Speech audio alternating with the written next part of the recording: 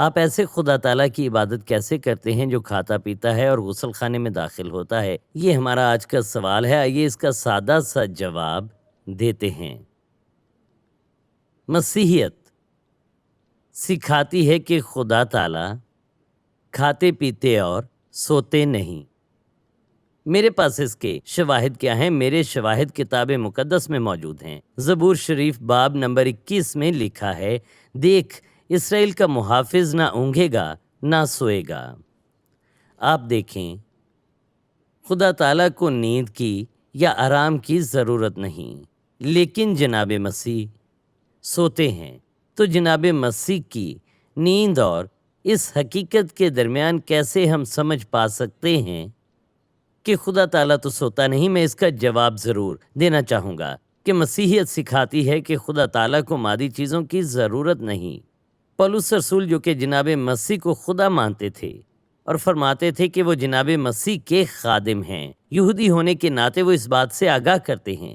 انہوں نے فرمایا کہ خدا تعالیٰ جس نے دنیا اور اس میں موجود ہر چیز کو تخلیق کیا ہے، وہ آسمانوں اور زمین کے خداوند تعالیٰ ہیں اور انسانی ہاتھوں کی تعمیر میں نہیں رہتے۔ خدا تعالیٰ کو گھر کی ضرورت نہیں، انہیں انسانوں کی کسی چیز کی ضرورت نہیں، کیونکہ وہ سب کو زندگی، سانس اور سب کچھ دینے والے ہیں۔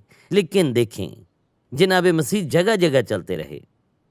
ان کے ساتھ عورتیں تھیں جو ان کی خدمت کرتی تھیں۔ تو کیا یہ جناب مسیح کے خدا تعالیٰ ہونے سے مطابقت نہیں رکھتا؟ مسیحیت سکھاتی ہے کہ خدا تعالیٰ تھکے ہوئے یا بے ہوش نہیں ہوتے۔ اسلام بھی یہ نہیں چاہتا کہ مسیحیت یہ سکھائے، اور یہ مسیحی متن میں بھی موجود نہیں۔ مسیحیت کو یہ ثابت کرنے کے لیے باہر کے متن کی ضرورت نہیں۔ حضرت یسایہ فرماتے ہیں، خداوند خدا ابدی اور تمام زمین کا خالق تھکتا نہیں اور ماندہ نہیں ہوتا۔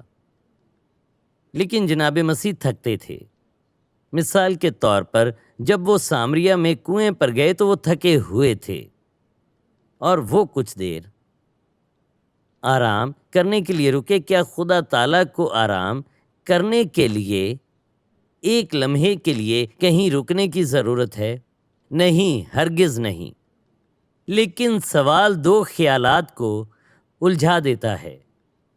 مسیحیت میں خدا تعالیٰ اپنے جوہر میں مادی چیزوں کی ضرورت نہیں رکھتے، تھکتے نہیں، پیتے نہیں، سوتے نہیں، یا انہیں کسی چیز کی ضرورت نہیں۔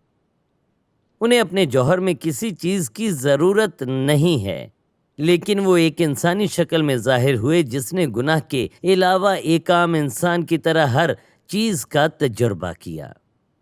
یہی وجہ ہے کہ کتاب مقدس میں جناب مسیح کے بارے میں یہ لکھا گیا ہے، وہ اندیکھے خدا کی صورت اور تمام مخلوقات سے پہلے مولود ہے۔ یہ حضرت پولس رسول کے خطوط میں پایا جاتا ہے۔ اس کا مطلب ہے کہ جناب مسیح خدا تعالیٰ کی صورت ہیں اور خدا تعالیٰ اندیکھے خدا ہیں۔ جناب مسیح ظاہر ہیں اور خدا تعالیٰ اندیکھے ہیں، لہٰذا جو ہم دیکھتے ہیں وہ تصویر ہے جس میں وہ ظاہر ہوئے، لیکن ہم ان کے جوہر نہیں دیکھتے۔ جوہر نظر نہیں آتا، لیکن وہ ایک انسانی تصویر میں ظاہر ہوئے۔